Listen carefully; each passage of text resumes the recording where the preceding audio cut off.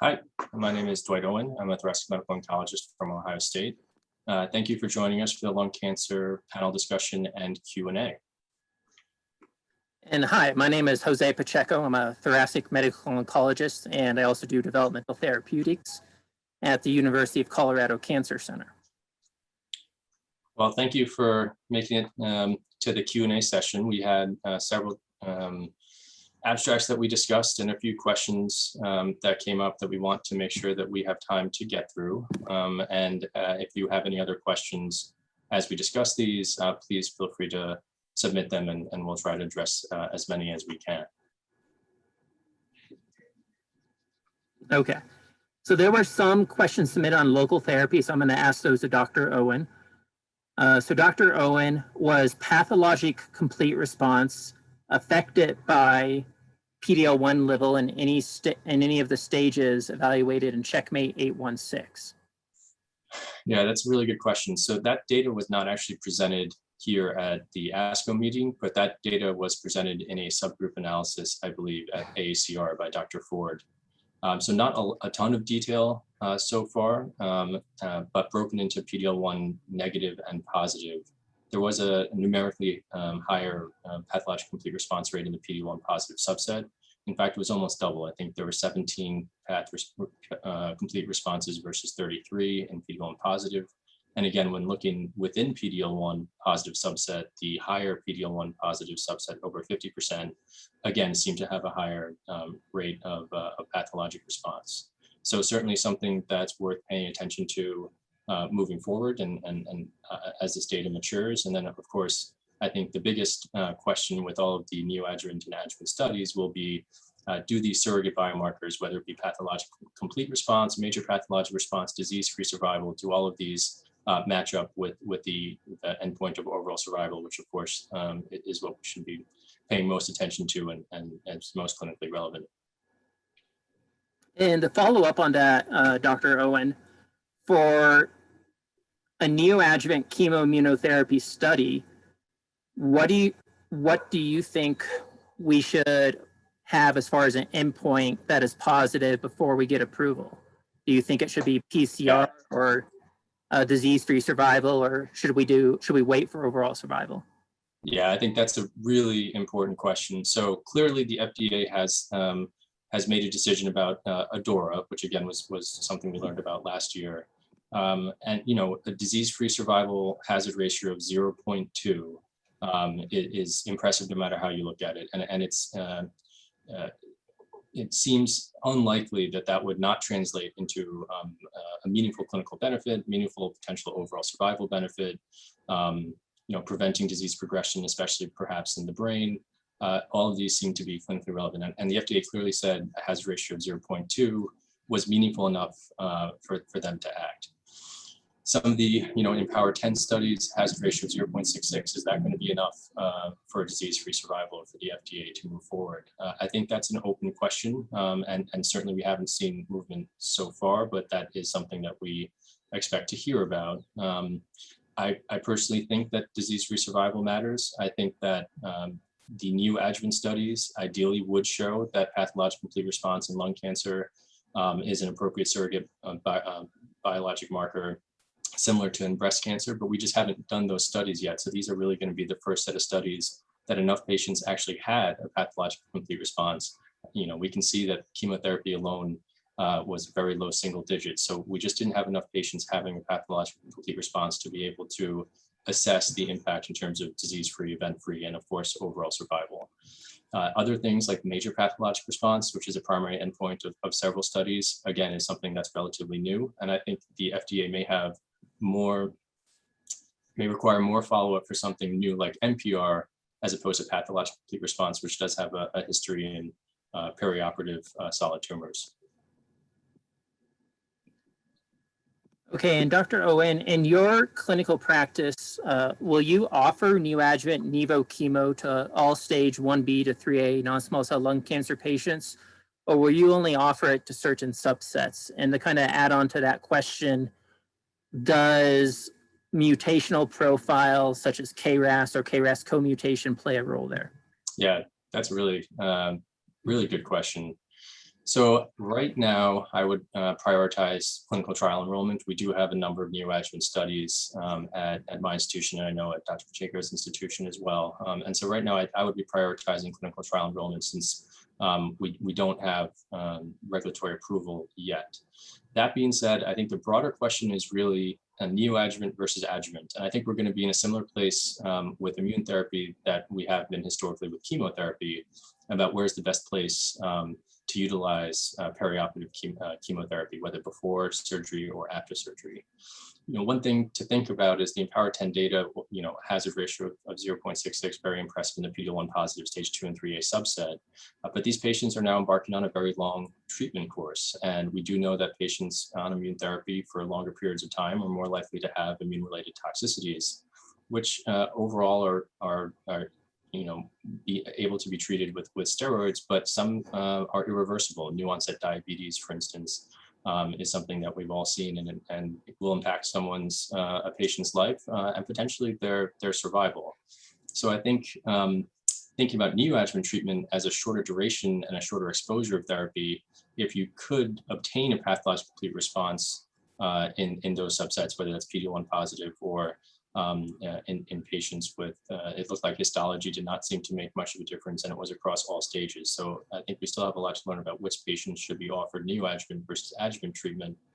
But I think a shorter duration of treatment is attractive for that purpose in terms of setting expectations, and also in terms of learning about the response to treatment, to neoadjuvant treatment as a potential prognostic indicator. Of course, if we don't have the opportunity to give the treatment as a neoadjuvant, then I think the data would suggest that, especially in the PD-L1 positive stage 2 and 3A subset, since the stage 1B was quite small, and of course those patients would now be considered stage 2 in the new staging system, I think the weight of the evidence looks like those patients seem to derive significant benefit. Oh, and then in terms of KRAS, I don't think KRAS status in the early stage would make me recommend one or the other. I think obviously EGFR ALK actionable, I think we have to think about those patients who have actionable mutations really should be prioritized for clinical trials like the upcoming LCMC4 to be able to see whether targeted therapies could be introduced in the neoadjuvant setting in addition to the adjuvant setting. And what I was adding on with that KRAS question was more, so there's some data from metastatic trials that KRAS STK11 co-mutations, right, KRAS KEAP1 co-mutations may not benefit from the addition of immunotherapy to chemo, or there's some large retrospective data sets that have suggested they don't. So if you knew that, would that influence whether or not you gave chemo-immuno in the neoadjuvant setting or not? Yeah, so I haven't, to be very honest, I have noticed that, but I don't know that I've made clinical decision-making yet so far in the metastatic setting.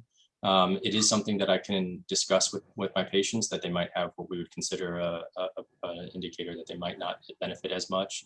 I know you talked a lot about the CodeBreak data, and even the KEAP1 mutations, co-mutations there did not seem to do as well, although the STK11 looked quite favorable. I think it would be really nice to learn from Checkmate 227, Checkmate 9LA, to look at those subsets within all of those studies to see whether we do see that. Whether that's with pembro chemo, whether that's with nivo-ipi chemo, whether that can be overcome with CTLA-4 inhibitors. So I do think that story still needs to be clarified in those prospective data sets, where we have now, in some cases, 4 and 5 year survival data. And something I would just mention, there was Dr. Tina Casconi out of MD Anderson. She did do a few years ago, she published a mouse study looking at neoadjuvant or adjuvant immunotherapy. And the mice that got the mouse models of lung cancer got neoadjuvant immunotherapy actually survived longer than the ones that got adjuvant immunotherapy. So there's the hypothesis behind that was that one hypothesis was that if you have, before the tumor is resected, there may be more neoantigens and the immune system may be better able to respond to and attack that when you give the immunotherapy. So that was one hypothesis for why they saw that, and whether we'll see that kind of, I think, clinically remains to be seen. I agree. And the other thing is with Empower 10, those patients were randomized after completion of chemotherapy. So you will have lost, you will not know the total amount of patients that went planned for surgery, completed, recovered from surgery, received chemotherapy, because you only randomized patients who got to that point. So there are patients who fell off before then, who we may not learn about, whereas with the neoadjuvant study, of course, all patients will have started treatment, and so you have some follow-up. So I think in chemotherapy, it seems that you're more likely to receive the amount of cycles that you're planned for if you give it before surgery than after.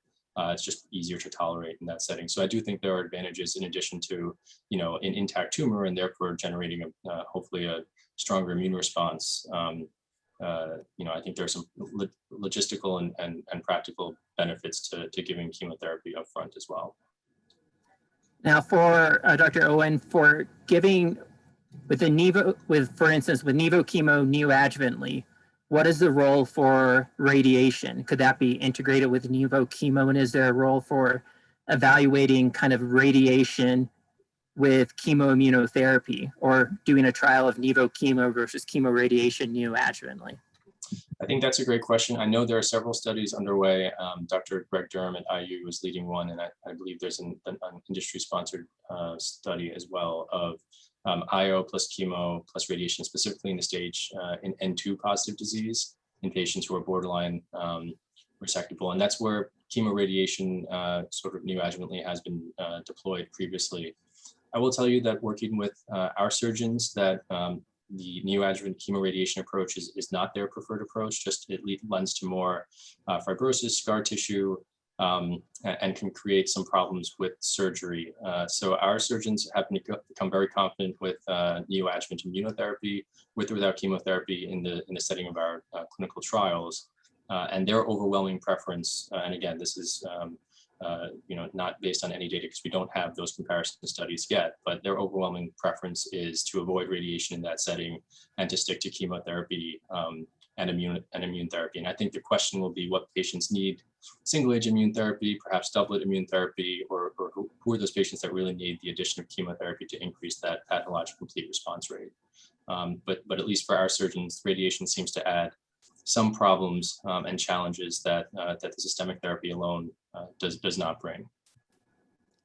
Dr. Owen, do you want to can you comment on why we do, for instance, typically no more than 4 cycles of adjuvant therapy in non-small cell lung cancer? Yeah, so a lot of those studies were done around the same time, and of course the LACE meta-analysis tried to combine all of them because each study, Anita, for instance, the JBR10 study, had some challenges in terms of accrual and the time it took to learn the outcomes of the data. I think some of it was at that point our supportive care in terms of anti-Medicare and supportive treatment through chemotherapy was challenging, and cisplatin-based chemotherapy is certainly potentially toxic and potentially even fatal. So there are risks with adjuvant treatment. I think having the cisplatin pemetrexed option for the non-squamous patients certainly allows for a better experience and slightly better tolerability compared to some of the other regimens. But all these regimens are associated with significant toxicities and in a patient population who's just recovered from a major surgery. So I think the choice of 4 was pretty uniform across most of those studies. And so that's really where we ended up with 4 cycles of adjuvant treatment from each of the studies that led into the LACE meta-analysis. And that Winton paper, the JBR10 study, there was a 15% improvement in overall survival with cisplatin vinorelbine, but 80% of patients had problems with vinorelbine, and there were high rates of grade 3 and 4 toxicities. So we know that regimen was quite toxic, but despite that, there was certainly improvement in overall survival, although that 15% was not seen across all the other studies. It ended up being approximately 5%. Okay, and I guess, why don't we shift gears? Yeah, I think we'll switch gears to the metastatic. I think there was a lot of excitement about CodeBreak. And one of the questions that came up, Dr. Pacheco, was, I think in terms of sequencing sotorasib. So in CodeBreak, it was post progression on first-line therapy, didn't mandate what that was, but pretty much most patients had received chemotherapy or immune therapy or both. But do you have any sense that we're going to see increased toxicities similar to how we see increased toxicities with sequencing, for instance, EGFR therapies, even though sotorasib is not exactly a similar mechanism of action in terms of a TKI like the EGFR inhibitors? So far, we have not. So far, we have not seen higher rates of toxicity with KRAS G12C inhibitors, either in the Amgen study, which is a sotorasib, or in the Mirati study. Now, one possible reason could be that these pills, these targeted therapies for KRAS G12C, they're designed specifically to kind of bind to and target the mutant KRAS G12C protein.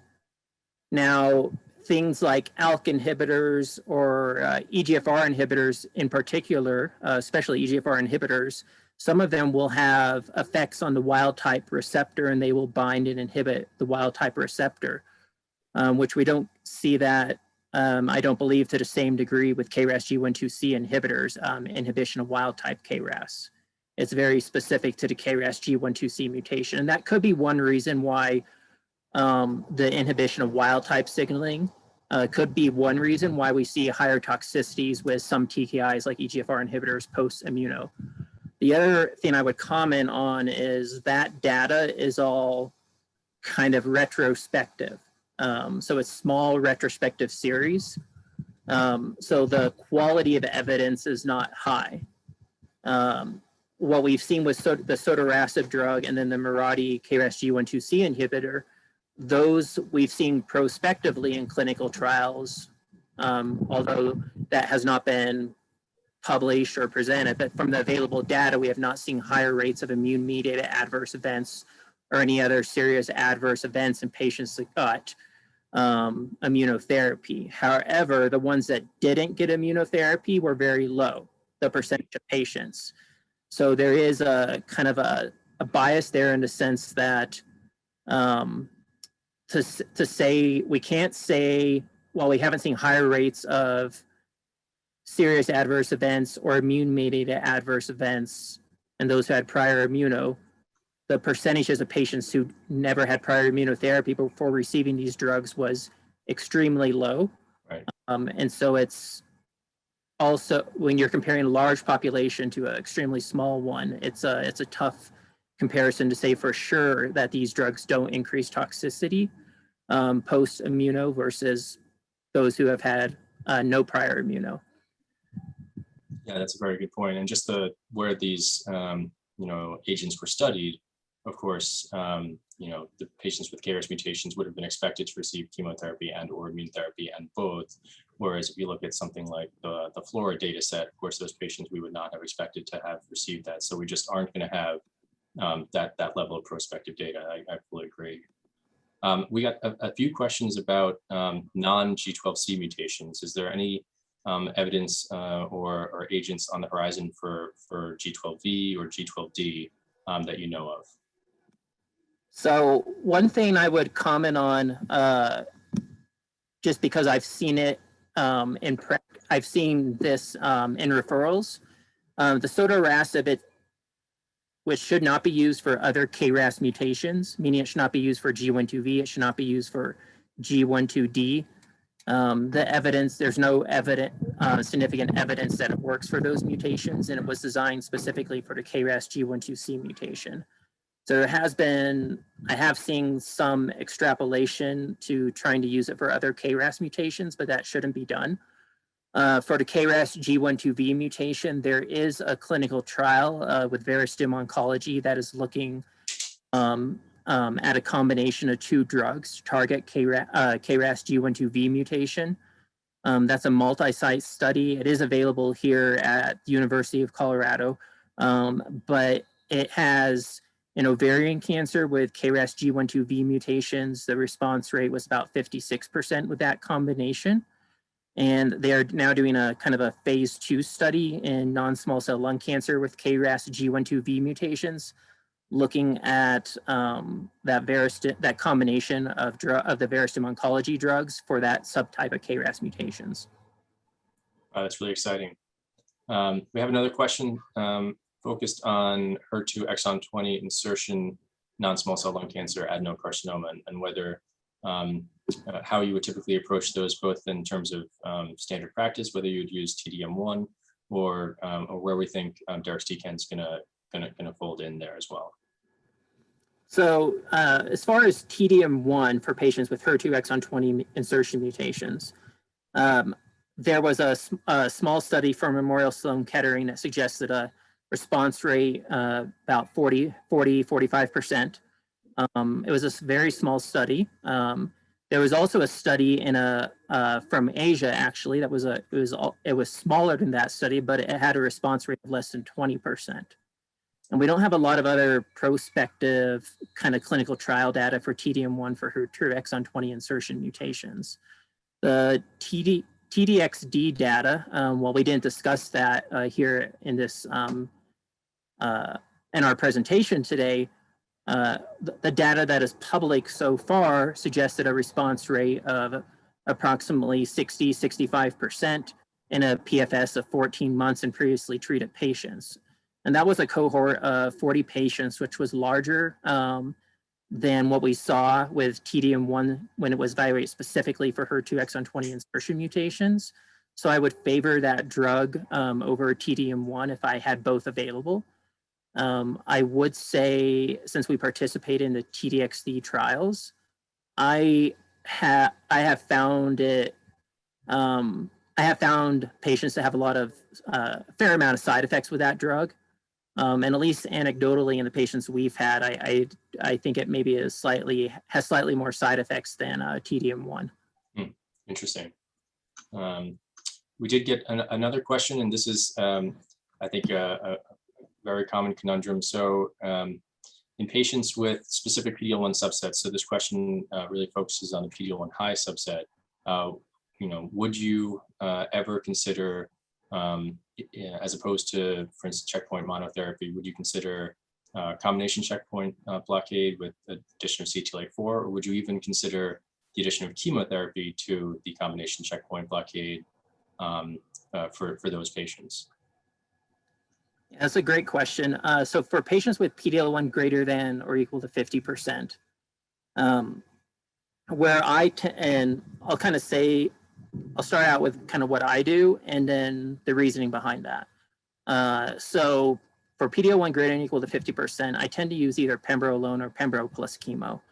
The reason why, the choice of when I use chemo immuno versus immuno is typically based on patient symptoms and disease burden and whether or not and how rapidly they are progressing as far as symptom and disease burden.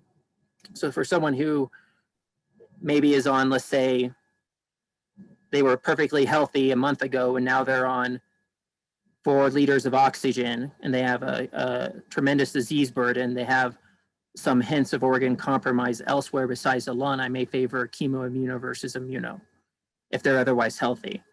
Now, on the converse, if there's a patient who is, let's say, 85 with a lot of comorbidities, I may favor immunotherapy alone over chemo immuno, even in PD-L1 greater than equal to PD-L1 greater than equal to 50%, because of the added toxicity of chemo. But in a patient with no significant comorbidities, who's not,